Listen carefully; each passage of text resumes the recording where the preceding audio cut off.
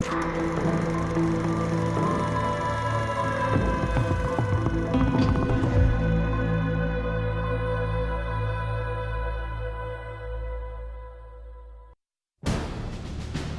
1954, Francia es derrotada por las tropas de Ho Chi Minh en Dien Bien Phu.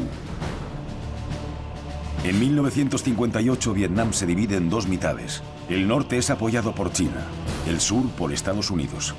En 1964 se produce el incidente de Tonkin que da pie a la guerra de Vietnam. España participó en esta guerra de forma secreta a través de una misión médica militar enviada por el general Franco en 1965.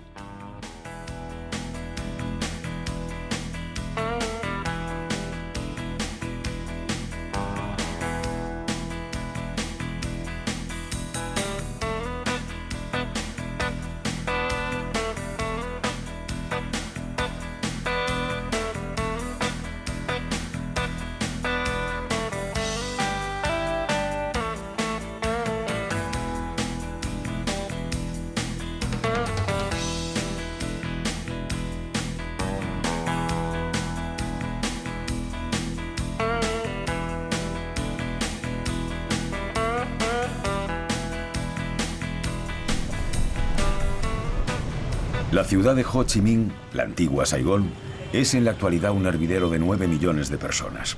Se moderniza a pasos agigantados, aunque guarda la impronta francesa en alguno de sus rincones. Saigón fue el epicentro de la guerra de Vietnam. Aquí estaba la sede del alto mando, y aquí es donde llegaron los españoles que participaron en la misión sanitaria de Go Cong desde 1966. Yo estuve 3 años y medio. Después de los parabienes del ministro de Sanidad o un encargado del Ministerio de Asuntos Exteriores, pues nos montamos en unos microbuses ya completamente como ahora similar los de la policía y los de los GEOs, ¿no? O sea, con las ventanas protegidas. Y allí nos trasladaron a un hotel americano. En la primera o segunda noche pues echaban una película. Después torcías un poco el cuello y mirabas en zona próxima helicópteros con balas trazadoras, pues tirando venga balas trazadoras que se veían, pues trazadoras es que están iluminadas, y era en el barrio vecino de Cholón, un barrio chino, y allí estaban tirando, pues mientras nosotros y otros americanos allí estábamos viendo a la Raquel Welch. Go Cong se encuentra a unos 70 kilómetros de Saigón. Hoy en día el viaje puede realizarse por carretera. Es un desplazamiento que lleva unas 2 horas. Go Cong se sitúa en el delta del Mekong, el majestuoso y misterioso delta del Mekong. Esta región es un polo de atracción turística y una zona agraria muy productiva. Pero durante la guerra de Vietnam se constituyó en un importante teatro de operaciones militares. El Vietcong andaba siempre por aquí, y raro era el día en que no realizaba algún ataque. Por eso, el viaje entre Saigón y Go Cong era muy arriesgado. En enero de 1967 hice mi 4º viaje a Vietnam, y estaban las cosas muy agrias, esa es la realidad. Me hablaron del grupo de médicos que estaba en Go Cong, y entonces hice gestiones para ir a Go Cong, que no era nada fácil porque Go Cong estaba completamente cercado por el Vietcong, y naturalmente había que llegar en helicóptero y con cierto riesgo. Por otra parte, los norteamericanos obligaban a uno a vestirse con uniforme americano para llegar, le ponían a uno, le disfrazaban de soldadito americano, pero en fin, lo hice así, y volamos pues desde Saigón hasta Go Cong con las ventanas de los helicópteros abiertas para ofrecer menos blanco y las ametralladoras montadas buscando al Vietcong en la selva. Llegamos a Vietnam y nos recibe un brigada americano, tal y cual, que hablaba, era un chicano, uno de los que hablaban español. Y dice, bueno, ¿cuántos venís? Y le dijimos, somos 12. Y dice, 12, volveréis 5 o 6. El primer día que llegamos a Saigón, nos montaron un helicóptero y al pueblo. Y el primer día, la primera noche que estábamos en el pueblo, nos atacaron los Vietcong. Go Cong tiene una población de unos 150.000 habitantes. Es un lugar tranquilo, una ciudad extensa en la que todavía se observan edificios coloniales. El bullicio se palpa únicamente en su mercado. Esta ciudad en medio del delta del Mekong tiene un significado especial para España. Probablemente los militares de la misión médica durante la guerra de Vietnam desconocían que justo un siglo antes, en 1865, soldados españoles habían terminado aquí la guerra de conquista de Cochinchina. Una guerra que dejó a Francia el dominio sobre esta región. Una guerra que hubiera sido imposible de ganar sin el concurso del ejército español. Y es que el episodio de Gokong es uno más de los que completan la dilatada presencia española en Asia durante más de 300 años. Una presencia casi siempre olvidada, pero que está plagada de acontecimientos extraordinarios.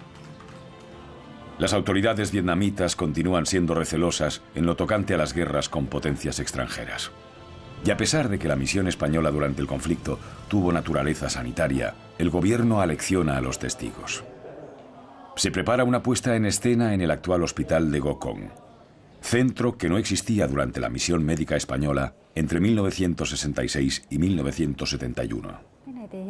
La cortesía preside un acto que no va más allá de unas amables palabras de agradecimiento. Ningún detalle de la operación que desarrollaron los militares españoles. El mensaje está claro. Siempre estaremos agradecidos a los sanitarios del ejército español, pero no daremos información comprometedora. Nadie parece atreverse a saltarse el guión oficial.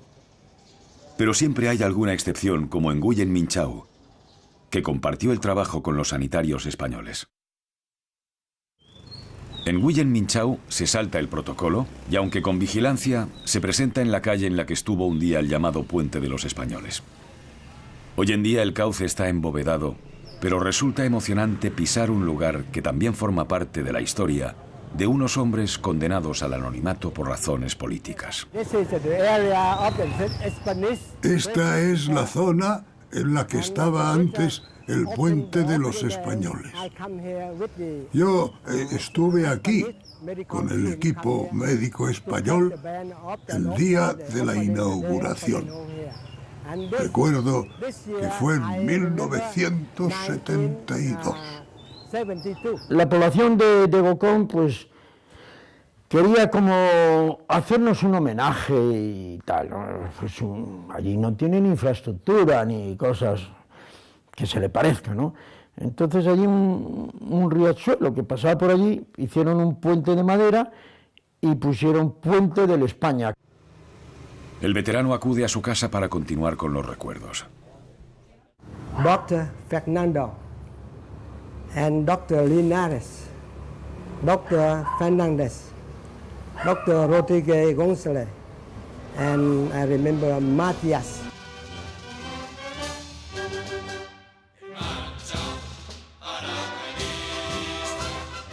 El Museo de la Brigada Paracaidista es un lugar cargado de emociones para los militares que han servido en este cuerpo de élite. Para un civil, no deja de ser un contenedor de objetos poco frecuentes en la vida cotidiana. En cambio, para los paracaidistas, es un santuario, un lugar de honor. Hay una seña de identidad de los paracaidistas que es el salto. Aquí, en una humilde vitrina, se encuentran los restos materiales de la misión médica española en Vietnam. El capitán Ramón Gutiérrez de Terán fue paracaidista. Saltó en Vietnam y fue condecorado. Ha cedido parte de sus recuerdos al Museo de la Brigada. Este es el testimonio de la primera misión humanitaria del ejército español en el extranjero. Una labor que nunca se ha reconocido oficialmente, que jamás ha tenido los honores de otras operaciones como la de la antigua Yugoslavia. Probablemente porque se desarrolló durante la dictadura de Franco, y eso es un lastre. Quizá porque los propios dirigentes franquistas quisieron pasar de puntillas por esta situación, que para ellos fue delicada por la mala imagen del conflicto vietnamita en la opinión pública. El periodista Alejandro Ramírez ha investigado esta historia con el máximo rigor. El estudio de documentos oficiales y sobre todo el contacto con los supervivientes de la misión en Gokong le han permitido realizar un excelente trabajo periodístico. Todo empieza a raíz del apoyo que en el año 2003 José María Aznar dio a a George Bush para invadir Irak. En ese momento todos los análisis que se hacían, bueno, pues hablaban de las similitudes que podía tener el conflicto iraquí con el vietnamita, pero observé que nadie se había detenido en ver qué papel había jugado España precisamente en Vietnam. Me contó un amigo a principios de los años 70 que un tío suyo había vuelto de Vietnam, que era médico y que había estado allí asistiendo a heridos en la guerra, y claro, fue algo que me chocó en ese momento, que un español hubiese estado allí presente en la guerra. Sorprendentemente lo que fui encontrando fue una implicación española mucho más grande de lo que esperaba en un primer momento. Las fuentes oficiales que maneja Alejandro fueron secretas en su momento. Hoy están desclasificadas. Es importante destacar que toda esta documentación muestra una intensa actividad diplomática entre España y los Estados Unidos. Una correspondencia que deja claro el propósito americano de involucrar a España en la guerra de Vietnam. La primera misiva es del presidente Lyndon Johnson. Lleva fecha de 26 de julio de 1965. Fue entregada por el embajador americano en Madrid al ministro de Asuntos Exteriores, Fernando María Castiella. El documento lleva el marchamo de secreto y el embajador de Estados Unidos pide expresamente la confidencialidad de Franco sobre los planes de su país en Vietnam. De la carta de Lyndon Johnson se coligen estas circunstancias. Primera, los Estados Unidos culpan a Hanoi y Pekín del fracaso de un proceso negociador en Vietnam y de la escalada militar. Segunda, los Estados Unidos piensan aumentar su contingente militar en Vietnam, que en esas fechas era de 80.000 hombres. Tercera, los Estados Unidos están buscando una coalición internacional que los apoye en Vietnam. Cuarta, Johnson quiere que Franco aumente la ayuda que España presta a Vietnam del Sur, involucrándolo así como apoyo europeo. Quinta, los Estados Unidos afirman que no desean que el conflicto se extienda por Asia. Lo cierto es que lo que temía el gabinete de Johnson era el denominado efecto dominó. El diplomático Máximo Cajal estaba destinado entonces en la región. Vivió de primera mano la misión española en Gokong. Durante la década de los 80, presidió la delegación española que renovó el convenio bilateral con Estados Unidos. La doctrina que imperaba era la famosa doctrina, la teoría del dominó. Es decir, que la amenaza comunista, representada por China como gran potencia regional, y en primera fila Vietnam del Norte, y en Vietnam del Sur, el Vietcong, si caía Vietnam del Sur, luego cayó y no pasó realmente gran cosa, pues inmediatamente después caería Camboya, caería Laos y caería Tailandia. En fin, digamos que este era el escenario catastrofista que utilizaba Washington para movilizar a sus aliados. Y buena prueba de ello es que enviaron tropas, Turquía, Nueva Zelanda, Australia, Corea del Sur y alguien más.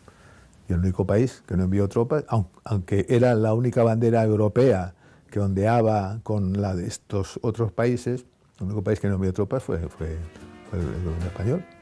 Lyndon Johnson ha llegado a la presidencia tras el asesinato de John Kennedy. El mundo sufre los rigores de la Guerra Fría. Estamos en los momentos de máxima tensión. Los Estados Unidos se consideran los líderes del mundo libre. La sociedad norteamericana es rica, pero está llena de conflictos internos. Aunque su capacidad de exportar una imagen moderna, democrática y hasta cierto punto justiciera es todavía muy alta. Estados Unidos ha librado al mundo de los nazis hace 20 años. Ha eliminado el imperialismo japonés en el Pacífico y es la resistencia de la burguesía ante el socialismo soviético. Esto es legitimidad para intervenir fuera de sus fronteras. Razones para desempeñar el papel de garante de la democracia. Pero Estados Unidos siempre había actuado liderando una coalición internacional. Johnson sabía que ir por libre le acarrearía graves problemas con otros países occidentales y sobre todo de cara a la opinión pública. Los Estados Unidos buscaban socios para Vietnam desesperadamente, sobre todo socios europeos. El Pacífico se está convirtiendo en el meridiano del futuro, el lugar por el que va a pivotar todo el orden global. Los dos grandes gigantes comunistas, la Unión Soviética y China, ya habían entrado en confrontación con los norteamericanos en Corea durante la década de los 50. Corea está dividida desde los años 50. Técnicamente, Corea del Norte y Corea del Sur están aún en guerra. El 25 de junio de 1950, Corea del Norte lanzó una ofensiva a gran escala contra el sur. La península se convirtió entonces en el tablero del gran juego de la Guerra Fría. En 1953 se firmó el alto el fuego y Corea quedó dividida a la altura del paralelo 38. Los Estados Unidos ya habían luchado en Corea durante la Segunda Guerra Mundial. El memorial de Incheon, dedicado a MacArthur, así lo recuerda. Y es que la Guerra del Pacífico dejaba ya muy a las claras que los Estados Unidos querían controlar esta zona del planeta.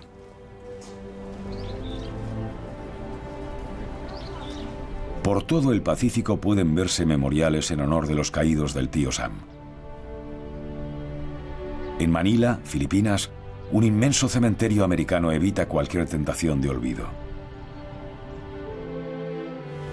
A un par de horas en barco desde la capital filipina, puede visitarse la isla de Corregidor. Aquí los combates entre los invasores japoneses y los norteamericanos fueron devastadores. Los Estados Unidos habían invertido demasiado dinero y demasiadas vidas en el Pacífico para dejar caer el sudeste asiático en manos comunistas. La carta de Johnson a Franco confirmaba esta línea estratégica. Los americanos sabían que el dictador español era un furibundo luchador contra el comunismo. Además, España tenía acuerdos bilaterales con los Estados Unidos. Acuerdos que la dictadura de Franco no podía permitirse el lujo de perder. Por tanto, la lógica decía que Franco no pondría impedimentos a las peticiones de Johnson.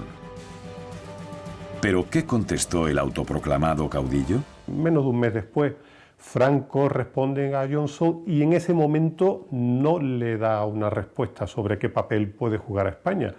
Lo que hace Franco es un análisis del conflicto y, curiosamente, en el análisis que hace sale muy perjudicado el papel que juega Estados Unidos, ¿no? Es una crítica a lo que Johnson está haciendo allí en ese momento. Una carta muy interesante y al mismo tiempo una lección de realismo político, ¿no? A la respuesta a la petición del presidente Johnson de que España enviara tropas, Franco pues decidió no enviar tropas sino enviar médicos militares, lo cual pues pone de manifiesto que este hombre tenía cierto sentido de la realidad política. El ministro de Asuntos Exteriores envió la comunicación de Franco al embajador en Washington, el marqués Merry del Val. Afirma que la respuesta ha sido redactada de puño y letra por el caudillo, que ha recibido una segunda carta de Johnson y que Franco está en el Azor. Reseña el carácter secreto de los documentos y que su departamento ha efectuado correcciones de estilo. Algunas de estas correcciones tienen carácter político y tratan de ensalzar el papel de Estados Unidos en el mundo. Otras son ortográficas. Exteriores se ve obligado a rectificar el nombre del líder vietnamita Ho Chi Minh, al que Franco llama Ho Chi Minh. El ministro de Asuntos Exteriores le pide al embajador en Washington que reafirme la solidaridad de España con los Estados Unidos, algo que Franco menciona en su carta pero de forma protocolaria, ya que el contenido de la misiva es poco favorable a los planes americanos. En realidad, es una batería de pronósticos y análisis que se resumen así. Primero, la guerra en la selva de Vietnam será un fracaso para Estados Unidos por mucho poderío militar que tenga. La guerra de guerrilla será interminable. Segundo, una guerra prolongada solo favorecerá el imperialismo chino. Tercero, los americanos siempre serán considerados extranjeros y no gozarán del favor de la población vietnamita. Cuarto, la subversión vietnamita, considerada por Estados Unidos como un problema militar, es en realidad un asunto político. Occidente no comprende las ansias independentistas de estos pueblos. Quinto, los pueblos oprimidos y pobres van a elegir el comunismo porque, literalmente, es el único camino eficaz que se les deja. Las ayudas rusas y chinas son bien recibidas en Vietnam. Sexto, no se pueden negar realidades presentes como el socialismo. No se pueden mantener viejas y rígidas posiciones. El comunismo no desaparecerá del sudeste asiático por la fuerza de las armas. Séptimo, todo puede solucionarse porque en el fondo todos los actores del conflicto aspiran a lo mismo, esencialmente a que China no aumente su influencia. Por último, hace una exaltación de Ho Chi Minh. Literalmente, no conozco a Ho Chi Minh, pero por su historia y sus empeños por echar a los japoneses primero, a los chinos después y a los franceses más tarde, hemos de conferirle un crédito de patriota que no puede dejar indiferente el aniquilamiento de su país. Y dejando a un lado su reconocido carácter de duro adversario, podría sin duda ser el hombre de esta hora, el que el Vietnam necesita. Está claro que Franco admiraba a Ho Chi Minh. La existencia del Vietnam moderno sería imposible de comprender sin la figura de Ho Chi Minh, el tío Ho, como es conocido en Vietnam. A este mausoleo de aires soviéticos acuden los vietnamitas a rendir pleitesía a quien más que un padre de la patria es un semidios. Ho Chi Minh fue político, pensador y poeta. Su talla como líder y estratega la dan sus resultados militares. Expulsó a los japoneses, a los franceses y finalmente a los americanos. Era, según sus biógrafos, un hombre reflexivo, de gran sentido práctico, capaz de mentalizar a su pueblo para cualquier sacrificio. Ho Chi Minh había cruzado su propio Rubicón en Dien Bien Phu, una batalla fundamental para comprender los acontecimientos sucedidos en Vietnam durante las 2 décadas siguientes. Una batalla en la que participaron cientos de españoles enrolados en la legión extranjera. Así, Dien Bien Phu constituye otro episodio desconocido de los españoles en Asia. Allí lucharon y se dejaron la vida en un momento clave para la salida francesa de Indochina y la entrada de los Estados Unidos en la escena. El conflicto con Francia duró 9 largos años. Meses agónicos durante los que Francia perdió sus posesiones de Indochina, puente a puente, calle a calle, casa a casa. En Dien Bien Phu, China suministró cañones de gran calibre que el Viet Minh consiguió subir a las montañas. Fue una epopeya. Los soldados vietnamitas lucharon contra la adversidad, dejándose la vida, hasta tener las piezas artilleras colocadas en el lugar idóneo. Francia había subestimado la capacidad militar del Viet Minh y la moral de sus tropas. Atacamos la colina A1 desde Bui Phan Leu con artillería pesada. Durante la batalla de Dien Bien Phu faltó mucha comida. Pasamos muchas necesidades de todo tipo. Lo más difícil fue subir los grandes cañones hasta la parte alta de las montañas. Francia contraatacó con operaciones desde el aire. Lanzó paracaidistas, muchos de ellos sin experiencia previa, que se inmolaron contra los soldados viet. Todo estaba perdido. Era solo cuestión de tiempo. El 6 de mayo de 1954, el general Giap lanzó la ofensiva final.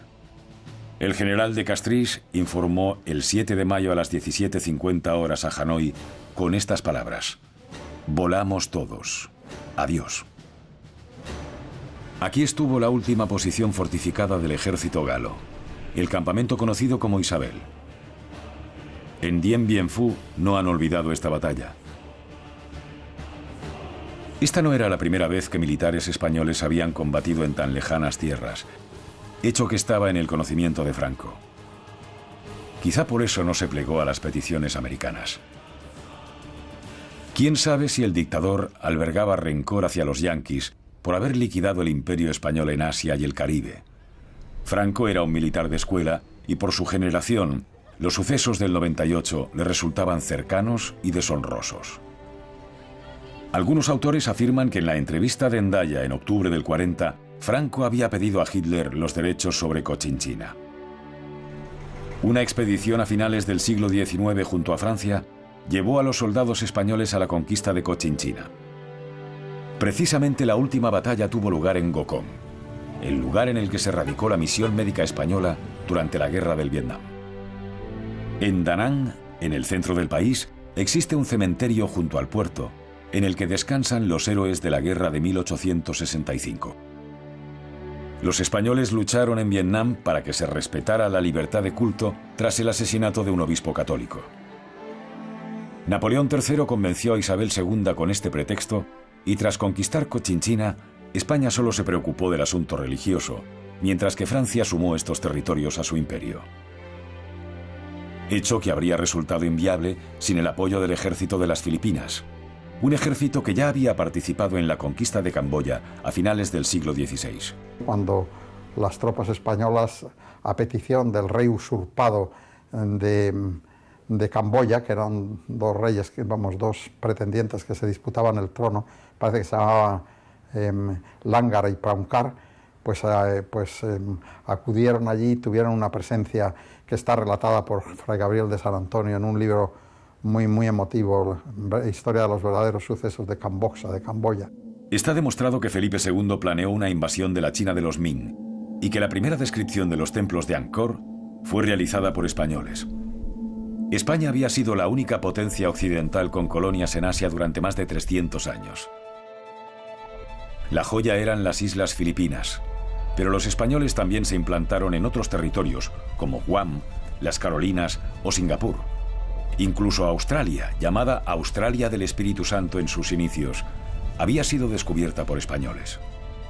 Independientemente de las razones históricas y del infierno francés en Dien Bien Phu, parece ser que lo que movió al general Franco para escabullirse de las peticiones de ayuda norteamericanas fueron las encuestas de opinión. La mayoría de los españoles consultados sobre el conflicto de Vietnam se mostraban abiertamente en contra de la guerra. El desplazamiento de tropas de combate habría minado la imagen de Franco. Por eso, durante meses se suceden una serie de comunicaciones entre los dos gobiernos y finalmente se decide enviar una misión médica, tras otras tentativas como el traslado de ambulancias. La verdad es que en ese Consejo de Ministros hay bastantes tiranteses porque el ministro del Ejército, Camilo Menéndez, era partidario de enviar combatientes a Vietnam. Veían que el mandar una misión sanitaria pues no tenía mucho sentido. El argumento que daba era que en Vietnam se estaba combatiendo al comunismo y que al comunismo no había que tratarlo con paños calientes y que España tenía que ir allí. En cambio, Fernando Castilla, que era el ministro de Asuntos Exteriores en ese momento, pues era partidario de no enviar tropas al país vietnamita porque decía que no había ningún país europeo combatiendo en la selva de Vietnam, que solo estaban los aliados asiáticos de Estados Unidos y que para España era muy engorroso enviar allí a tropas y que decidían enviar 4 ambulancias.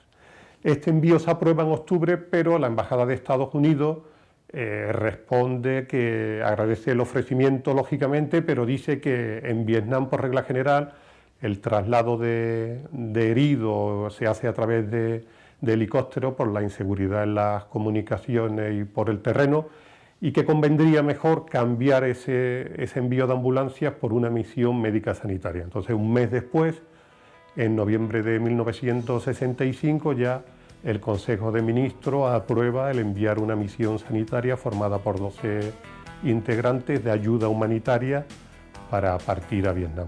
Los elegidos fueron militares, pero el gobierno de Franco insistió en que la misión era médica, no militar, en contra del criterio de Estados Unidos. En septiembre del 66 comienza la historia de los 12 de la fama, pero antes debieron ser reclutados. ¿Cómo fue el proceso? Solicitaron personal voluntario, no fijaron en principio ningún requisito. Como yo estaba de baja por la fractura, que tenía una escayola y demás, después pasé por la jefatura de sanidad, que la mandaba un comandante médico. Entonces el comandante me dice: hombre, Terán, usted, no sé, tengo un escrito por aquí que piden voluntarios para ir a Vietnam de médicos y de ATS. Yo no le he dicho nada porque no lo he visto por aquí, pero supongo que no iba a contestar, pero vamos, yo supongo que usted irá, ¿no? Apúnteme. Y así fue el principio. Y me incorporé a Madrid, al Estado Mayor. Y de allí ya nos dieron instrucciones, nos dieron tal, y fuimos invitados a la casa particular del agregado militar a la Embajada de Estados Unidos, en la calle Padilla. El agregado militar y otros americanos que había, todo eran que íbamos a ir a un sitio tranquilo, que no iba a haber ningún problema, que era un sitio que después descubrimos que efectivamente era tranquilo, porque el Vietcong, por decirlo así, descansaba en esa ciudad de Ngo Con. Para nosotros, en general para los españoles de nuestra edad y tal, de mi edad entonces, la guerra del Vietnam era la guerra mítica, era una guerra que daba miedo. Para mí personalmente, como médico militar, me interesaba mucho porque primero cuando eres muy joven te interesa viajar y conocer cosas. Vosotros no sabéis lo que era España entonces, una España muy metida en sí misma.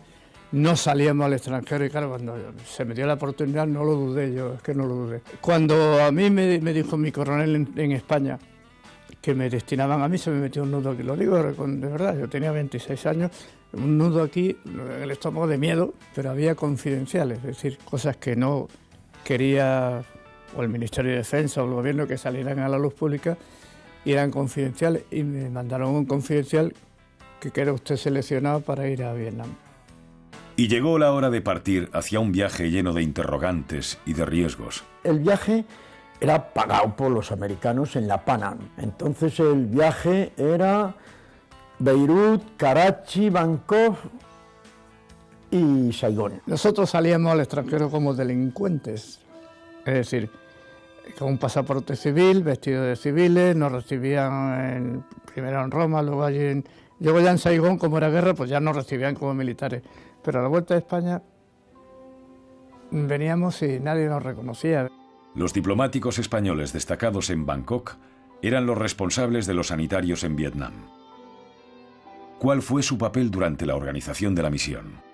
Y allí fui, porque me parecía que era lo lógico, saludar, conocer a este reducido equipo por otra parte, ver cómo estaban instalados y, de paso, precisar los términos de su estatus, que tanto las autoridades survietnamitas como los Estados Unidos pretendían militarizar, dar un tono militar, mientras que por parte española lo que se pretendía era que se circunscribiera ese estatus a lo que era su cometido, estrictamente humanitario, sanitario, como queramos decir.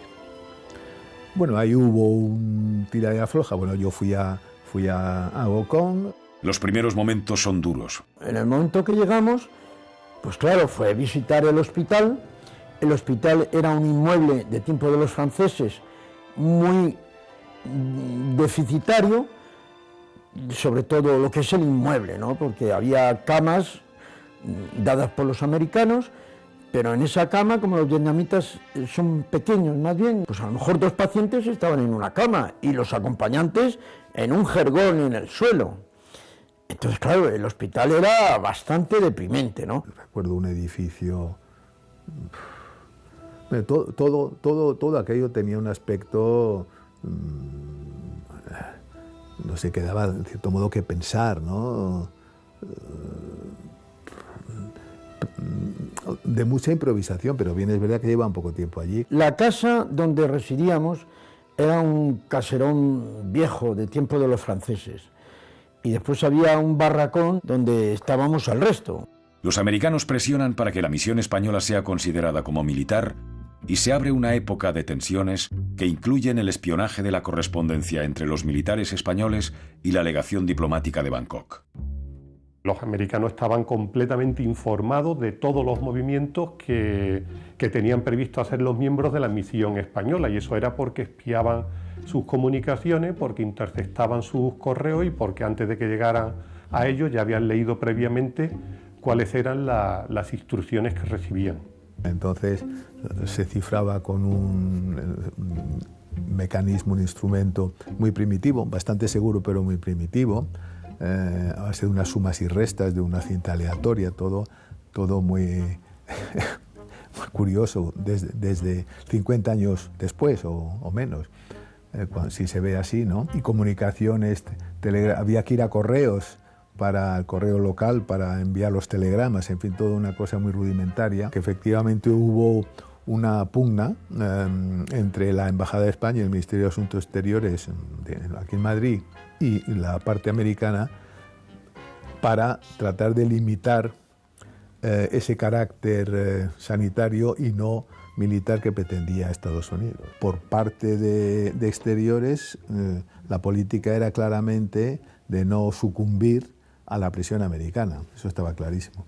Y al final los americanos cedieron. Pero por otro lado, también es cierto que Estados Unidos había ganado la batalla propagandística, porque la bandera española desde ese primer momento comenzó a ondear en el cuartel general de los aliados, donde estaba la bandera de Estados Unidos y la de los aliados asiáticos que combatían en Vietnam, única y exclusivamente. Desde el primer minuto se van a producir visitas a la embajada española en Bangkok, que llevaba la representación en Saigón, de diplomáticos estadounidenses, de militares de Vietnam del Sur, que empiezan a presionar a los diplomáticos españoles presentándoles documentos que dicen que son el acuerdo de colaboración de esa participación española, pero que refleja en su contenido que la misión española es puramente militar y que acude a Vietnam del Sur a ayudar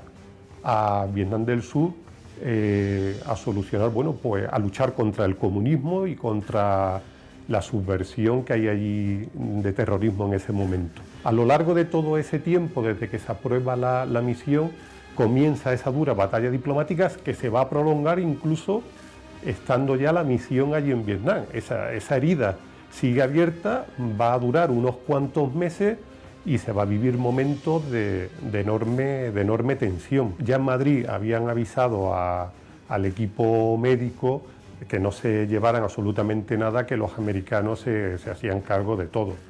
Pero los primeros 15 días están sin ropa militar, ellos viajaron sin ropa militar, prácticamente con una muda, están sin armamento, no vamos a olvidar que están en una zona de guerra y que como militares que eran, aunque eran sanitarios, tenían que ir obligatoriamente armados. No tienen armas, no tienen uniforme, no tienen absolutamente nada, así durante 15 días. Yo creo que esto también era un poco estrategia de los estadounidenses de decir, si vosotros no aceptáis que estáis aquí como ayuda militar, pues os vais a ver muy mal, porque Estados Unidos solamente ayudaba a los equipos médicos integrados dentro de una organización militar.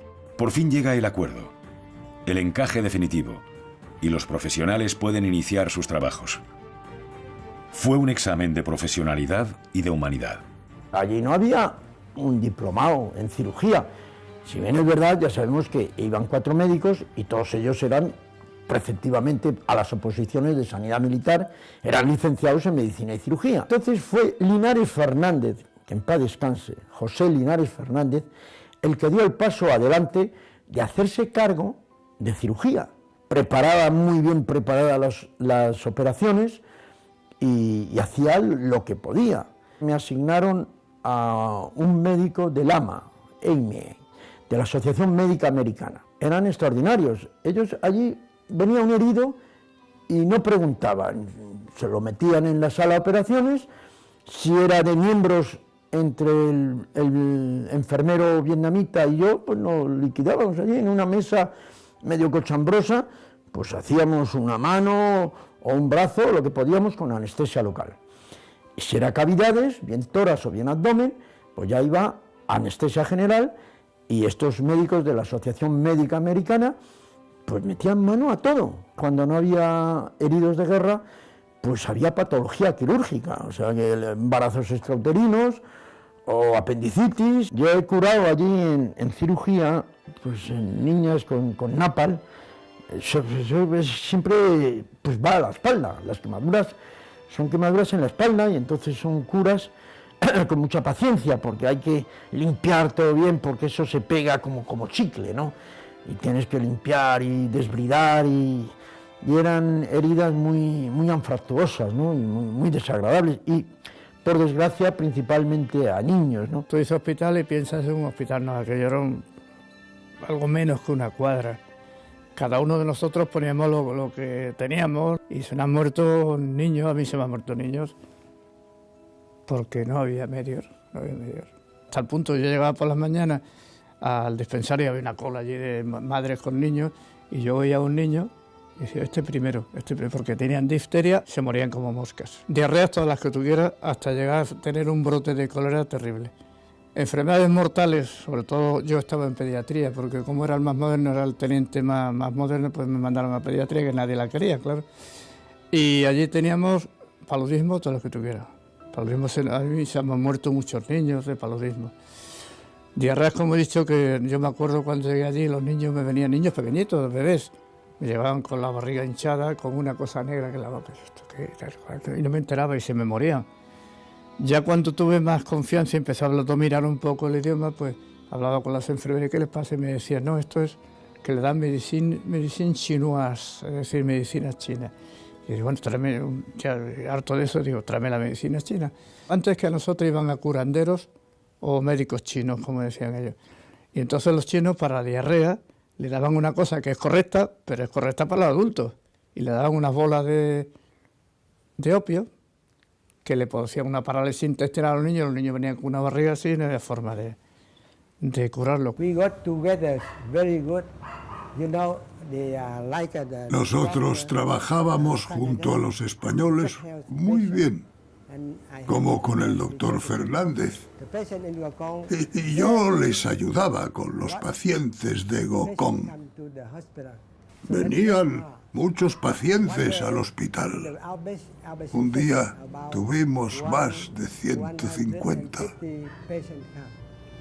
En esas consultas, las caras son de pocos amigos, porque muchos de ellos eran Vietcong. ¿Quién te dice que no era Vietcong? Por el día llevaban el EDICAR, todo el reglamentario, todo bien. Por la noche se ponían un pijama negro, uno cogía el tubo del mortero, el otro el soporte, hacían sus fechorías, tiraban unos cuantas granadas de mortero hasta el día siguiente, como los americanos con sus helicópteros y con sus avionetas. Esas visitas, pues, desde un punto de vista profesional, la verdad que tenían poca calidad, ¿no? Porque eran unas visitas sintomáticas, ¿sabes? Unos síntomas y le dabas lo que podías, después volvíamos otra vez y a lo mejor ya no lo veías o le veías a ese paciente, o le decías que fuera al hospital, a lo mejor iba, a lo mejor no iba. Desde el punto de vista de Vietnam del Sur, era su propaganda. La misión española se enfrentó a grandes dificultades en un país situado a una enorme distancia geográfica y cultural. Los llamados 12 de la fama estaban solos, sin apenas asistencia diplomática ni militar. El hecho de comprender a la población civil era un gran reto. La mayoría de los pacientes eran mujeres con niños pequeños. Las mujeres vietnamitas han llevado a su país sobre las espaldas durante el cruento siglo XX, un siglo de guerras casi ininterrumpidas en Indochina. Los sanitarios españoles se encontraron en un escenario en que casi nada era lo que parecía. Al tradicional misterio de Oriente, a la clásica dificultad para comprender culturas tan lejanas, se sumaban el mundo del espionaje y la resistencia antiamericana.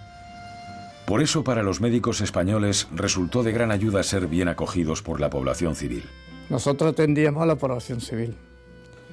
La población civil nos conocía. Nosotros éramos muy queridos en el pueblo y nosotros queríamos mucho a la gente porque no se puede entender cómo era la sanidad aquella, era una sanidad terrible y nosotros hacíamos todo. Tú sabes que los españoles somos en general gente muy cariñosa, ¿no?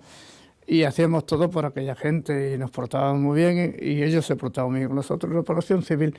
Y de hecho, una anécdota, un día paseaba yo por el pueblo y me encuentro un funcionario, un trabajador del hospital. Ah, doctor, ¿qué hace usted por aquí? Hablamos en francés, porque yo de inglés nada entonces. Y hablamos en francés y me dice, ¿qué hace? Va, de promenade, de paseo, de promenade y tal. Y me dice, no, a casa que es cette nuit, boom, boom. Esta noche, boom, boom.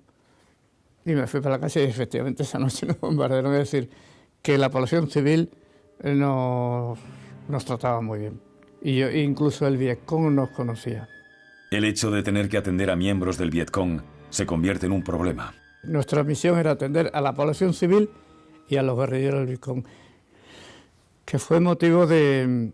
Era un problema, sí, es un problema, porque recibíamos algún herido y nosotros lo tratábamos como trataban todo el mundo, pero nos encontrábamos con que las autoridades vietnamitas y las americanas lo amarraban con grilletas a las camas y nosotros decíamos que no, y en fin, tuvimos algún problema que otro con eso, sí. Nosotros decíamos, no, un paciente es un paciente, un herido es un herido, pero decían, no, es un terrorista. Yo precisamente curé a un Vietcong que estaba esposado en la cabecera de la cama con las esposas puestas, vamos. En ocasiones, los soldados americanos no respetaban suficientemente el trato a los muertos del Vietcong. Este hecho es de extrema gravedad en Vietnam, un país en el que la veneración por los fallecidos es total. Los muertos son parte de la vida, y así se puede observar en las tumbas que se encuentran en cualquier vivienda. La gente americana era muy generosa, uno a uno. Luego lo que yo vi en guerra ya es otra cosa, parece. En guerra eran los americanos muy despiadados.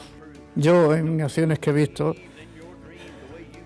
pues me parecía que no eran considerados con el enemigo. Pero en las guerras impera la crueldad, y el Vietcong tampoco se andaba con chiquitas cuando tenía que ejecutar a colaboracionistas.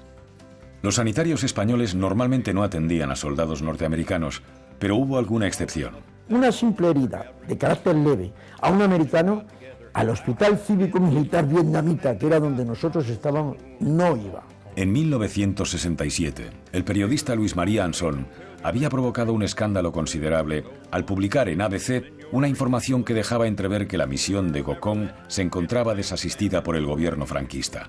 Escribí unas crónicas y luego uno de los médicos, me parece que fue el doctor Terán, me escribió diciéndome que a raíz de mis crónicas en ABC pues habían empezado a hacerles caso, porque ellos estaban muy quejosos de que ni la diplomacia española, ni las Fuerzas Armadas españolas, ni el gobierno español les prestaban la menor ayuda, el menor auxilio. Estaban allí haciendo patria, pero la verdad es que en solitario.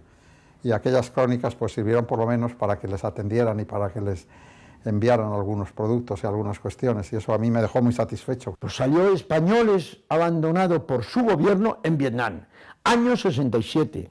Vivía el jefe del Estado, Francisco Franco, ¿no? Claro, eso fue muy fuerte lo que salió en ABC, ¿no? Pero es verdad que no teníamos relación, no teníamos ni valija diplomática, ni nos vino a ver nadie, ni nada de nada. Los días más duros de la misión española en Gokong fueron probablemente durante la llamada ofensiva del Tet en febrero del 68. Pues fue un día, precisamente, que colaron en nuestro recinto y en nuestra casa, pues varias granadas de mortero. Si te pesca de lleno una mina, una granada de mortero, te deshace totalmente el organismo, ¿no? Entonces aquella noche, pues parece ser que ellos no iban a por nosotros, bueno, nunca se lo hemos preguntado, ¿no? Pero bueno, ellos iban al Estado Mayor donde estaba la radio, que comunicaban los americanos, militares, ¿no?, cómo estaba la situación y si hacía falta que vinieran helicópteros, etcétera, ¿no? Entonces, claro, como estábamos al lado, pues nos colaron, nos metieron no sé cuántas granadas de mortero. Yo estaba echado en la cama, en una colchoneta y en una litera, y me fui a un rincón y vi, pues nada, y me quedé, pues, yo qué sé, rezando lo que me acordaba en ese momento, que me acordaba poco, ¿no? Y después volví a ver la colchoneta, estaba toda agujereada. La ofensiva del Tet ya prácticamente, ahí ya cayó el Delta.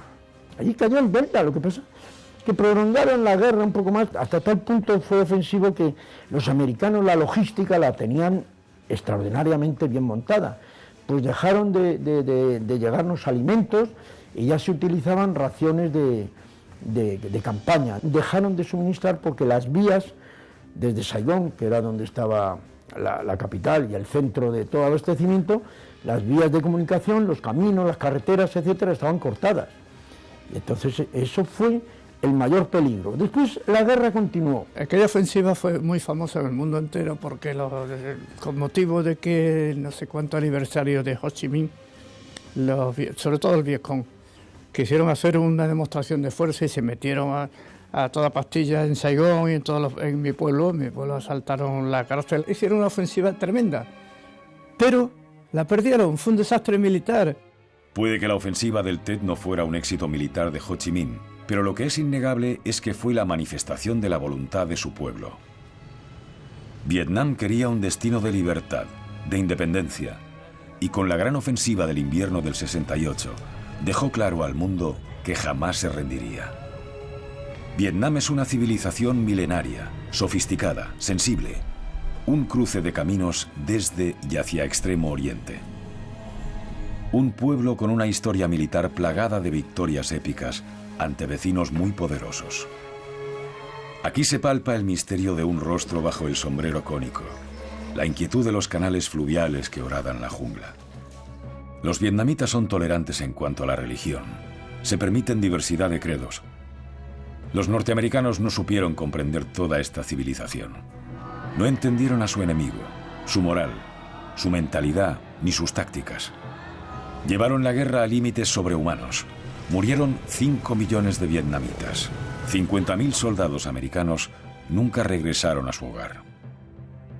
El equipo médico español se mantuvo en Gokong durante la mayor parte de la guerra. El último reemplazo volvió en 1971.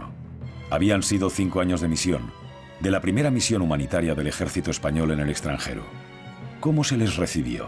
Me dio tristeza dejar a mis niños, los que yo cuidaba, a la gente que me quería, y da mucha tristeza, pero claro, luego cuando he aprendido con muchas otras misiones, eso es así, se acabó. Y luego la llegada, por lo que te he dicho antes, la llegada es, pues me da pena de llegar allí como si yo fuera un ladrón, o como si no fuera un oficial del ejército que llega de una misión donde ha servido a España, donde has paseado a la bandera de España nada menos que en Vietnam, y nadie te lo reconoce. Bueno, cuando vuelves, pues te crees que eres el salvador del mundo, ¿no? Que tampoco es, ¿no? Creo que se intentó un poco arrinconar o olvidar la misión y no darle la relevancia que tenía. Pues había habido tiempo entre el 71 y el 75, por simplificar, que les hubieran dado reconocimiento a los mismos que los mandaron, quiero decir. Te sentías un poco menoscabado y verdaderamente cuando decías en la institución, no te digo ya al público, que habías estado en Vietnam, te miraban así como diciendo, pero este tío que se está quedando conmigo, ¿no? Militares que somos muy tontos. ¿Qué nos gusta? Porque se nos reconozca. No pedimos ni dinero, ni pedimos honores exagerados, sino que se nos reconozca lo que se está haciendo. Y me da la impresión de que hoy no se está reconociendo. A nosotros tampoco, entonces. Yo creo que es triste que no se reconozca o que no se haya reconocido hasta ahora el trabajo que los militares españoles desarrollaron en Vietnam, porque creo que ha sido un ejemplo para las misiones que vinieron después. Quizás sea el momento de compensar el trabajo de unos hombres que abrieron un camino diferente para el ejército español. Mientras, Vietnam despega hacia un futuro de prosperidad y paz tras un siglo de sangre.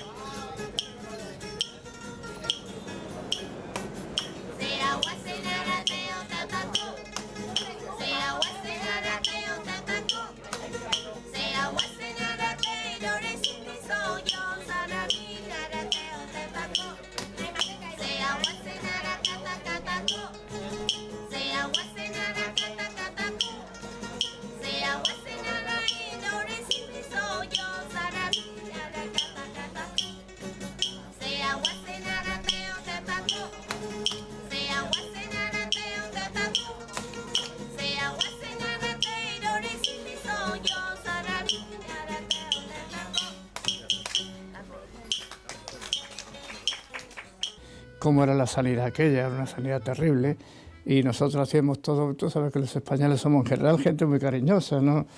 Y hacíamos todo por aquella gente y nos portábamos muy bien y ellos se portaban muy bien con nosotros en la población civil. Y de hecho, una anécdota, un día paseaba yo por el pueblo y me encuentro un trabajador del hospital. Ah, doctor, ¿qué hace usted por aquí? Hablamos en francés, porque yo de inglés nada entonces. Y hablamos en francés y me dice, ¿qué hace? Va, de promenade, de paseo, de promenade y tal. Y me dice, no, a casa que es cette nuit boom boom, esta noche boom boom. Y me fui para la casa y efectivamente esa noche nos bombardearon, es decir, que la población civil nos trataba muy bien. Y yo, incluso el Vietcong nos conocía. El hecho de tener que atender a miembros del Vietcong se convierte en un problema. Nuestra misión era atender a la población civil y a los guerrilleros del Vietcong, que fue motivo de... Era un problema, sí, es un problema, porque recibíamos algún herido y nosotros lo tratábamos como trataban todo el mundo, pero nos encontrábamos con que las autoridades vietnamitas y las americanas lo amarraban con grilletas a las camas y nosotros decíamos que no, y en fin, tuvimos algún problema que otro con eso, sí. Nosotros decíamos, no, un paciente es un paciente, un herido es un herido, pero decían, no, es un terrorista. Yo precisamente curé a un Vietcong que estaba esposado en la cabecera de la cama con las esposas puestas, vamos. En ocasiones, los soldados americanos no respetaban suficientemente el trato a los muertos del Vietcong. Este hecho es de extrema gravedad en Vietnam, un país en el que la veneración por los fallecidos es total. Los muertos son parte de la vida, y así se puede observar en las tumbas que se encuentran en cualquier vivienda. La gente americana era muy generosa, uno a uno. Luego lo que yo vi de guerra ya es otra cosa, parece. En guerra eran los americanos muy despiadados. Yo en acciones que he visto, pues me parecía que no eran considerados con el enemigo. Pero en las guerras impera la crueldad, y el Vietcong tampoco se andaba con chiquitas cuando tenía que ejecutar a colaboracionistas. Los sanitarios españoles normalmente no atendían a soldados norteamericanos, pero hubo alguna excepción. Una simple herida de carácter leve a un americano, al Hospital Cívico-Militar Vietnamita, que era donde nosotros estábamos, no iba. En 1967, el periodista Luis María Ansón había provocado un escándalo considerable al publicar en ABC una información que dejaba entrever que la misión de Gokong se encontraba desasistida por el gobierno franquista. Escribí unas crónicas y luego uno de los médicos, me parece que fue el doctor Terán, me escribió diciéndome que a raíz de mis crónicas en ABC pues habían empezado a hacerles... Ese cargo de cirugía, muy bien preparadas las operaciones y hacía lo que podía. Me asignaron a un médico del AMA, EIME, de la Asociación Médica Americana. Eran extraordinarios. Ellos allí venía un herido y no preguntaban, se lo metían en la sala de operaciones, si era de miembros entre el enfermero vietnamita y yo, pues nos liquidábamos allí en una mesa medio cochambrosa, pues hacíamos una mano o un brazo, lo que podíamos con anestesia local. Y si era cavidades, bien tórax o bien abdomen, pues ya iba anestesia general y estos médicos de la Asociación Médica Americana pues metían mano a todo. Cuando no había heridos de guerra, pues había patología quirúrgica, o sea, que embarazos extrauterinos o apendicitis. Yo he curado allí en cirugía, pues en niñas con nápal. Eso siempre pues va a la espalda. Las quemaduras son quemaduras en la espalda y entonces son curas con mucha paciencia, porque hay que limpiar todo bien, porque eso se pega como chicle, ¿no? Y tienes que limpiar y desbridar y eran heridas muy anfractuosas, ¿no? Y muy desagradables y, por desgracia, principalmente a niños, ¿no? Tú dices hospital y piensas en un hospital, no, aquello era algo menos que una cuadra. Cada uno de nosotros poníamos lo que teníamos y se nos han muerto niños, a mí se me han muerto niños, porque no había medios. Hasta el punto que yo llegaba por las mañanas al dispensario y había una cola allí de madres con niños y yo veía a un niño y decía, este primero, porque tenían difteria, se morían como moscas. Diarreas todas las que tuvieras hasta llegar a tener un brote de cólera terrible. Enfermedades mortales, sobre todo yo estaba en pediatría, porque como era el más moderno, era el teniente más moderno, pues me mandaron a pediatría, que nadie la quería, claro. Y allí teníamos paludismo, todo lo que tuviera. Paludismo, a mí se han muerto muchos niños de paludismo. Diarreas, como he dicho, que yo me acuerdo cuando llegué allí, los niños me venían, niños pequeñitos, bebés, me llevaban con la barriga hinchada, con una cosa negra que la boca, y no me enteraba y se me morían. Ya cuando tuve más confianza y empecé a dominar un poco el idioma, pues hablaba con las enfermeras, ¿qué les pasa? Y me decían, no, esto es que le dan medicina chinoise, es decir, medicina china. Y digo, bueno, tráeme, ya harto de eso, digo, tráeme la medicina china. Antes que a nosotros iban a curanderos o médicos chinos, como decían ellos. Y entonces los chinos para la diarrea le daban una cosa que es correcta, pero es correcta para los adultos. Y le daban unas bolas de opio, que le producían una parálisis intestinal a los niños venían con una barriga así y no había forma de curarlo. We got together very good. En 1965.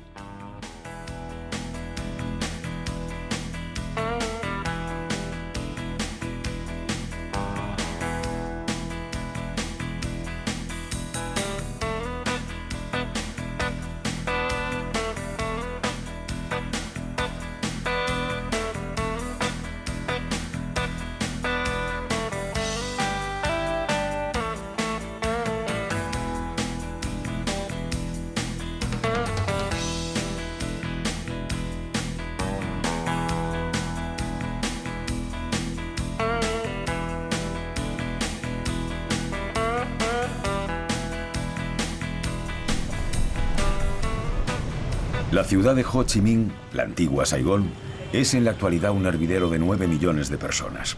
Se moderniza a pasos agigantados, aunque guarda la impronta francesa en alguno de sus rincones. Saigón fue el epicentro de la guerra de Vietnam. Aquí estaba la sede del alto mando, y aquí es donde llegaron los españoles que participaron en la misión sanitaria de Go Cong desde 1966. Yo estuve 3 años y medio. Después de los parabienes y el ministro de Sanidad o un encargado del Ministerio de Asuntos Exteriores, pues nos montamos en unos microbuses ya completamente como ahora similar los de la policía y los de los GEOs, ¿no? O sea, con las ventanas protegidas. Y allí nos trasladaron a un hotel americano. En la primera o segunda noche pues echaban una película. Después torcías un poco el cuello y mirabas en zona próxima helicópteros con balas trazadoras, pues tirando venga balas trazadoras que se veían, por trazadoras es que están iluminadas, y era en el barrio vecino de Cholón, un barrio chino, y allí estaban tirando, pues mientras nosotros y otros americanos allí estábamos viendo a la Raquel Welch. Go Cong se encuentra a unos 70 kilómetros de Saigón. Hoy en día el viaje puede realizarse por carretera. Es un desplazamiento que lleva unas 2 horas. Go Cong se sitúa en el delta del Mekong, el majestuoso y misterioso delta del Mekong. Esta región es un polo de atracción turística y una zona agraria muy productiva. Pero durante la guerra de Vietnam se constituyó en un importante teatro de operaciones militares. El Vietcong andaba siempre por aquí, y raro era el día en que no realizaba algún ataque. Por eso, el viaje entre Saigón y Go Cong era muy arriesgado. En enero de 1967 hice mi 4º viaje a Vietnam. El comunismo no desaparecerá del sudeste asiático por la fuerza de las armas. 7. Todo puede solucionarse porque en el fondo todos los actores del conflicto aspiran a lo mismo, esencialmente a que China no aumente su influencia. Por último, hace una exaltación de Ho Chi Minh. Literalmente, no conozco a Ho Chi Minh, pero por su historia y sus empeños por echar a los japoneses primero, a los chinos después y a los franceses más tarde, hemos de conferirle un crédito de patriota que no puede dejar indiferente el aniquilamiento de su país. Y dejando a un lado su reconocido carácter de duro adversario, podría sin duda ser el hombre de esta hora, el que el Vietnam necesita. Está claro que Franco admiraba a Ho Chi Minh. La existencia del Vietnam moderno sería imposible de comprender sin la figura de Ho Chi Minh, el tío Ho, como es conocido en Vietnam. A este mausoleo de aires soviéticos acuden los vietnamitas a rendir pleitesía a quien, más que un padre de la patria, es un semidios. Ho Chi Minh fue político, pensador y poeta. Su talla como líder y estratega la dan sus resultados militares. Expulsó a los japoneses, a los franceses y finalmente a los americanos. Era, según sus biógrafos, un hombre reflexivo, de gran sentido práctico, capaz de mentalizar a su pueblo para cualquier sacrificio. Ho Chi Minh había cruzado su propio Rubicón en Dien Bien Phu, una batalla fundamental para comprender los acontecimientos sucedidos en Vietnam durante las 2 décadas siguientes. Una batalla en la que participaron cientos de españoles enrolados en la legión extranjera. Así, Dien Bien Phu constituye otro episodio desconocido de los españoles en Asia. Allí lucharon y se dejaron la vida en un momento clave para la salida francesa de Indochina y la entrada de los Estados Unidos en la escena. El conflicto con Francia duró 9 largos años. Meses agónicos durante los que Francia perdió sus posesiones de Indochina, puente a puente, calle a calle, casa a casa. En Dien Bien Phu, China suministró cañones de gran calibre que el Viet Minh consiguió subir a las montañas. Fue una epopeya. Los soldados vietnamitas lucharon contra la adversidad, dejándose la vida, hasta tener las piezas artilleras colocadas en el lugar idóneo. Francia había subestimado la capacidad militar del Viet Minh y la moral de sus tropas. Atacamos la colina A1 desde Bui Phan Leu con artillería pesada. Confidencialidad de Franco sobre los planes de su país en Vietnam. De la carta de Lyndon Johnson se coligen estas circunstancias. Primera, los Estados Unidos culpan a Hanoi y Pekín del fracaso de un proceso negociador en Vietnam y de la escalada militar. Segunda, los Estados Unidos piensan aumentar su contingente militar en Vietnam, que en esas fechas era de 80.000 hombres. Tercera, los Estados Unidos están buscando una coalición internacional que los apoye en Vietnam. Cuarta, Johnson quiere que Franco aumente la ayuda que España presta a Vietnam del Sur, involucrándolo así como apoyo europeo. Quinta, los Estados Unidos afirman que no desean que el conflicto se extienda por Asia. Lo cierto es que lo que temía el gabinete de Johnson era el denominado efecto dominó. El diplomático Máximo Cajal estaba destinado entonces en la región. Vivió de primera mano la misión española en Gokong. Durante la década de los 80, presidió la delegación española que renovó el convenio bilateral con Estados Unidos. La doctrina que imperaba era la famosa doctrina, la teoría del dominó. Es decir, que la amenaza comunista, representada por China como gran potencia regional, y en primera fila Vietnam del Norte y en Vietnam del Sur el Vietcong, si caía Vietnam del Sur, luego cayó y no pasó realmente gran cosa, pues inmediatamente después caería Camboya, caería Laos y caería Tailandia. En fin, digamos que este era el escenario catastrofista que utilizaba Washington para movilizar a sus aliados. Y buena prueba de ello es que enviaron tropas, Turquía, Nueva Zelanda, Australia, Corea del Sur y alguien más. Y el único país que no envió tropas, aunque era la única bandera europea que ondeaba con la de estos otros países, el único país que no envió tropas fue el gobierno español. Lyndon Johnson ha llegado a la presidencia tras el asesinato de John Kennedy. El mundo sufre los rigores de la Guerra Fría. Estamos en los momentos de máxima tensión. Los Estados Unidos se consideran los líderes del mundo libre. La sociedad norteamericana es rica, pero está llena de conflictos internos. aunque su capacidad de exportar una imagen moderna, democrática y hasta cierto punto justiciera es todavía muy alta. Tratada por Fray Gabriel de San Antonio en un libro muy emotivo, Historia de los verdaderos sucesos de Camboxa, de Camboya. Está demostrado que Felipe II planeó una invasión de la China de los Ming y que la primera descripción de los templos de Angkor fue realizada por españoles. España había sido la única potencia occidental con colonias en Asia durante más de 300 años. La joya eran las Islas Filipinas, pero los españoles también se implantaron en otros territorios, como Guam, las Carolinas o Singapur. Incluso Australia, llamada Australia del Espíritu Santo en sus inicios, había sido descubierta por españoles. Independientemente de las razones históricas y del infierno francés en Dien Bien Phu, parece ser que lo que movió al general Franco para escabullirse de las peticiones de ayuda norteamericanas fueron las encuestas de opinión.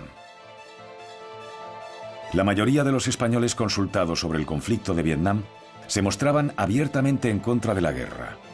El desplazamiento de tropas de combate habría minado la imagen de Franco. Por eso, durante meses se suceden una serie de comunicaciones entre los dos gobiernos y finalmente se decide enviar una misión médica, tras otras tentativas como el traslado de ambulancias. La verdad es que en ese Consejo de Ministros hay bastantes tiranteses porque el ministro del Ejército, Camilo Menéndez, era partidario de enviar combatientes a Vietnam. Veían que el mandar una misión sanitaria pues no tenía mucho sentido. El argumento que daba era que en Vietnam se estaba combatiendo al comunismo y que al comunismo no había que tratarlo con paños calientes y que España tenía que ir allí. En cambio, Fernando Castilla, que era el ministro de Asuntos Exteriores en ese momento, pues era partidario de no enviar tropas al país vietnamita porque decía que no había ningún país europeo combatiendo en la selva de Vietnam, que solo estaban los aliados asiáticos de Estados Unidos y que para España era muy engorroso enviar allí a tropas y que decidían enviar 4 ambulancias.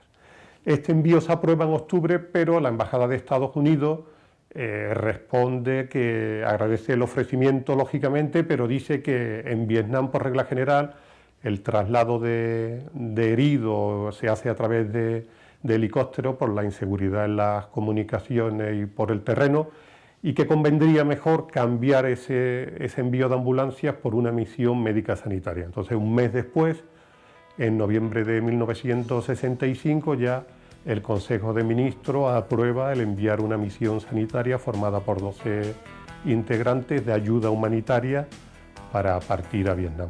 Los elegidos fueron militares, pero el gobierno de Franco insistió en que la misión era médica, no militar, en contra del criterio de Estados Unidos. El rey usurpado de Camboya, que eran 2 reyes, dos pretendientes que se disputaban el trono, parece que se llamaban Langar y Prauncar, pues acudieron allí, tuvieron una presencia que está relatada por Fray Gabriel de San Antonio en un libro muy emotivo, Historia de los verdaderos sucesos de Camboxa, de Camboya.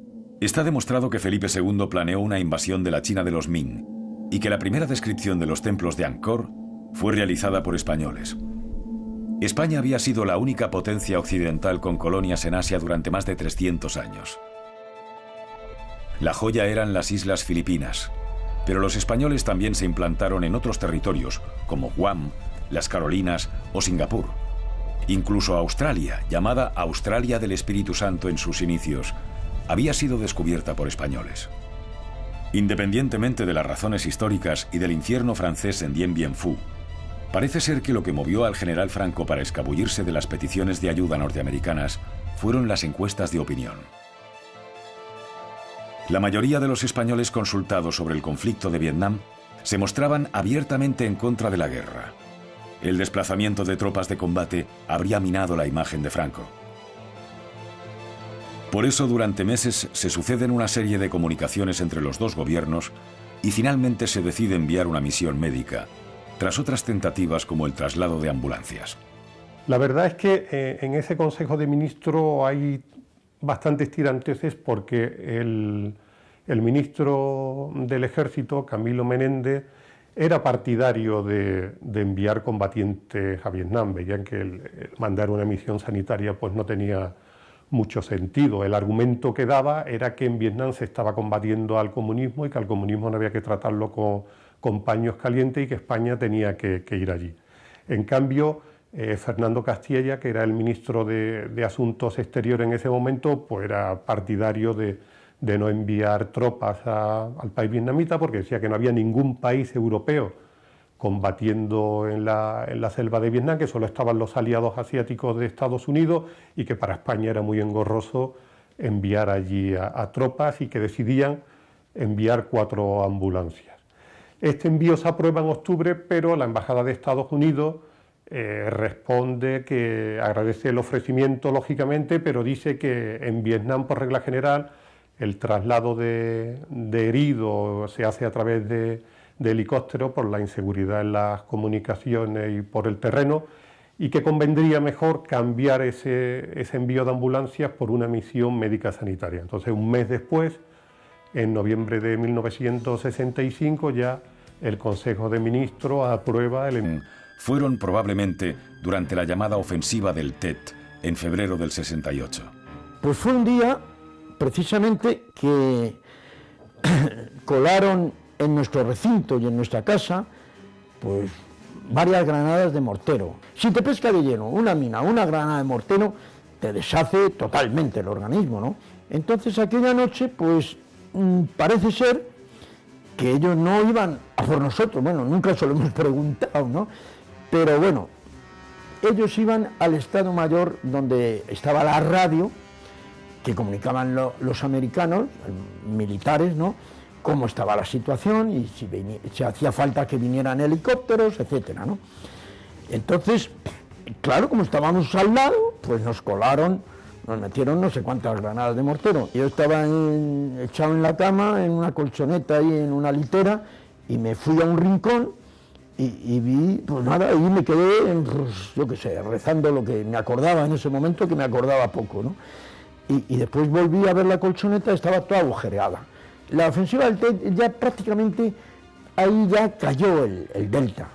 Allí cayó el Delta, lo que pasa es que prolongaron la guerra un poco más, hasta tal punto fue ofensivo que los americanos la logística la tenían extraordinariamente bien montada. Pues dejaron de llegarnos alimentos y ya se utilizaban raciones de campaña. Dejaron de suministrar porque las vías desde Saigón, que era donde estaba la capital y el centro de todo abastecimiento, las vías de comunicación, los caminos, las carreteras, etcétera, estaban cortadas. Y entonces eso fue el mayor peligro. Después la guerra continuó. Aquella ofensiva fue muy famosa en el mundo entero porque con motivo de que no sé cuánto aniversario de Ho Chi Minh, sobre todo el Vietcong, quisieron hacer una demostración de fuerza y se metieron a toda pastilla en Saigón y en mi pueblo asaltaron la cárcel, hicieron una ofensiva tremenda, pero la perdieron, fue un desastre militar. Puede que la ofensiva del Tet no fuera un éxito militar de Ho Chi Minh, pero lo que es innegable es que fue la manifestación de la voluntad de su pueblo. Vietnam quería un destino de libertad, de independencia, y con la gran ofensiva del invierno del 68, dejó claro al mundo que jamás se rendiría. Vietnam es una civilización milenaria, sofisticada, sensible, un cruce de caminos desde y hacia Extremo Oriente. Un pueblo con una historia militar plagada de victorias épicas ante vecinos muy poderosos.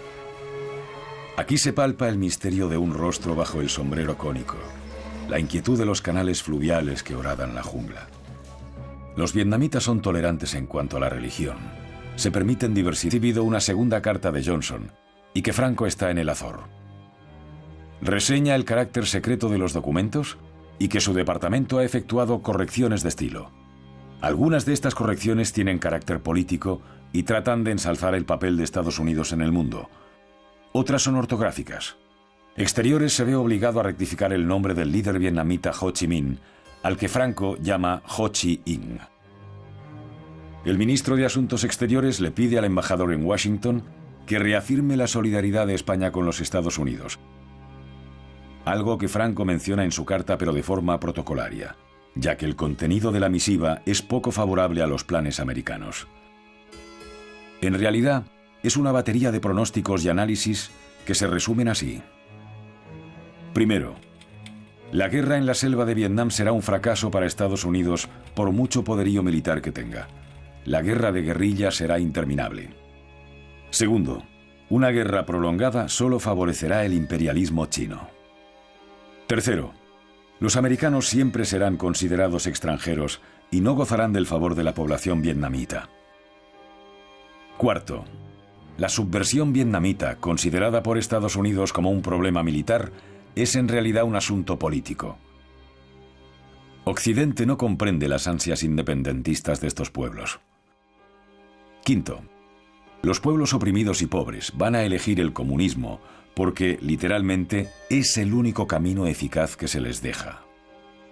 Las ayudas rusas y chinas son bien recibidas en Vietnam. Sexto, no se pueden negar realidades presentes como el socialismo. No se pueden mantener viejas y rígidas posiciones. El comunismo no desaparecerá del sudeste asiático por la fuerza de las armas. Séptimo, todo puede solucionarse porque en el fondo todos los actores del conflicto aspiran a lo mismo, esencialmente a que China no aumente su influencia. Por último, hace una exaltación de Ho Chi Minh. Literalmente, no conozco a Ho Chi Minh, pero por su historia y sus empeños por echar a los japoneses primero, a los chinos después y a los franceses más tarde, hemos de conferirle un crédito de patriota que no puede dejar indiferente el aniquilamiento de su país. Y dejando a un lado su reconocido carácter de duro adversario, podría sin duda ser el hombre de esta hora, el que el Vietnam necesita. Está claro que Franco admiraba a Ho Chi Minh. La existencia del Vietnam moderno sería imposible de comprender sin la figura de Ho Chi Minh, el tío Ho, como es conocido en Vietnam. A este mausoleo de aires soviéticos... Yo de paludismo. Diarreas, como he dicho, que yo me acuerdo cuando llegué allí, los niños me venían, niños pequeñitos, bebés, me llevaban con la barriga hinchada, con una cosa negra que la boca, y no me enteraba y se me morían.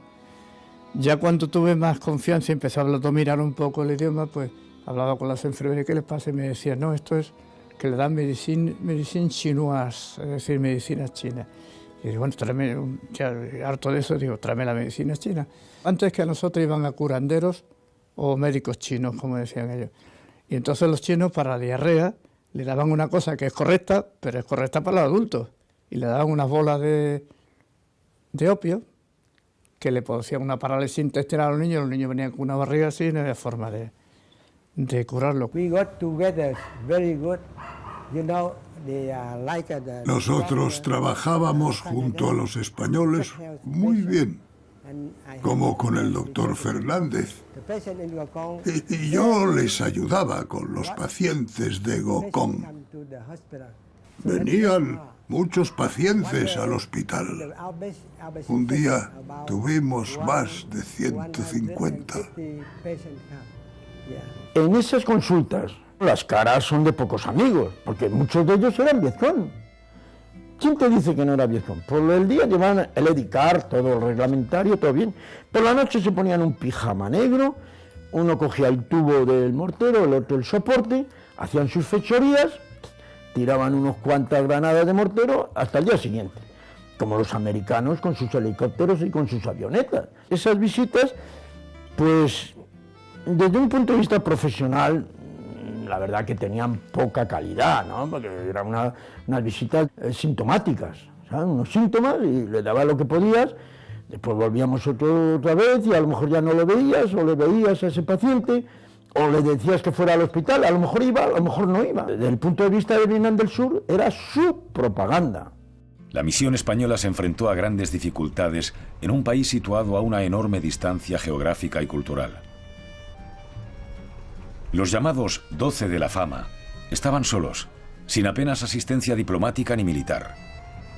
El hecho de comprender a la población civil era un gran reto. La mayoría de los pacientes eran mujeres con niños pequeños. Las mujeres vietnamitas han llevado a su país sobre las espaldas durante el cruento siglo XX, un siglo de guerras casi ininterrumpidas en Indochina. Los sanitarios españoles se encontraron en un escenario en que casi nada era lo que parecía. Al tradicional misterio de Oriente A la clásica dificultad para comprender culturas tan lejanas se sumaban el mundo del espionaje y la resistencia antiamericana. Por eso, para los médicos españoles resulta indiferente el aniquilamiento de su país. Y dejando a un lado su reconocido carácter de duro adversario, podría sin duda ser el hombre de esta hora, el que el Vietnam necesita. Está claro que Franco admiraba a Ho Chi Minh. La existencia del Vietnam moderno sería imposible de comprender sin la figura de Ho Chi Minh, el tío Ho, como es conocido en Vietnam. A este mausoleo de aires soviéticos acuden los vietnamitas a rendir pleitesía a quien, más que un padre de la patria, es un semidios. Ho Chi Minh fue político, pensador y poeta. Su talla como líder y estratega la dan sus resultados militares. Expulsó a los japoneses, a los franceses y finalmente a los americanos. Era, según sus biógrafos, un hombre reflexivo, de gran sentido práctico, capaz de mentalizar a su pueblo para cualquier sacrificio. Ho Chi Minh había cruzado su propio Rubicón en Dien Bien Phu, una batalla fundamental para comprender los acontecimientos sucedidos en Vietnam durante las 2 décadas siguientes. Una batalla en la que participaron cientos de españoles enrolados en la legión extranjera. Así, Dien Bien Phu constituye otro episodio desconocido de los españoles en Asia. Allí lucharon y se dejaron la vida en un momento clave para la salida francesa de Indochina y la entrada de los Estados Unidos en la escena. El conflicto con Francia duró 9 largos años. Meses agónicos durante los que Francia perdió sus posesiones de Indochina, puente a puente, calle a calle, casa a casa. En Dien Bien Phu, China suministró cañones de gran calibre que el Viet Minh consiguió subir a las montañas. Fue una epopeya. Los soldados vietnamitas lucharon contra la adversidad, dejándose la vida, hasta tener las piezas artilleras colocadas en el lugar idóneo. Francia había subestimado la capacidad militar del Viet Minh y la moral de sus tropas. Atacamos la colina A1 desde Bui Phan Leu con artillería pesada. Durante la batalla de Dien Bien Phu faltó mucha comida. Pasamos muchas necesidades de todo tipo. Lo más difícil fue subir los grandes cañones hasta la parte alta de las montañas. Francia contraatacó con operaciones desde el aire. Lanzó paracaidistas, muchos de ellos sin experiencia previa, que se inmolaron contra los soldados Viet. Todo estaba perdido. Era solo cuestión de tiempo. Españoles. España había sido la única potencia occidental con colonias en Asia durante más de 300 años. La joya eran las islas Filipinas, pero los españoles también se implantaron en otros territorios, como Guam, las Carolinas o Singapur. Incluso Australia, llamada Australia del Espíritu Santo en sus inicios, había sido descubierta por españoles. Independientemente de las razones históricas y del infierno francés en Dien Bien Phu, parece ser que lo que movió al general Franco para escabullirse de las peticiones de ayuda norteamericanas fueron las encuestas de opinión. La mayoría de los españoles consultados sobre el conflicto de Vietnam se mostraban abiertamente en contra de la guerra. El desplazamiento de tropas de combate habría minado la imagen de Franco.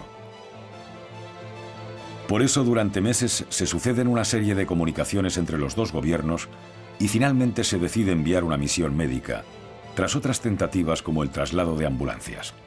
La verdad es que en ese Consejo de Ministros hay bastantes tiranteces porque el ministro del Ejército, Camilo Menéndez, era partidario de enviar combatientes a Vietnam. Veían que el mandar una misión sanitaria pues no tenía mucho sentido. El argumento que daba era que en Vietnam se estaba combatiendo al comunismo y que al comunismo no había que tratarlo con paños calientes y que España tenía que ir allí. En cambio, Fernando Castilla, que era el ministro de Asuntos Exteriores en ese momento, pues era partidario de no enviar tropas al país vietnamita porque decía que no había ningún país europeo combatiendo en la selva de Vietnam, que solo estaban los aliados asiáticos de Estados Unidos y que para España era muy engorroso enviar allí a tropas, y que decidían enviar 4 ambulancias.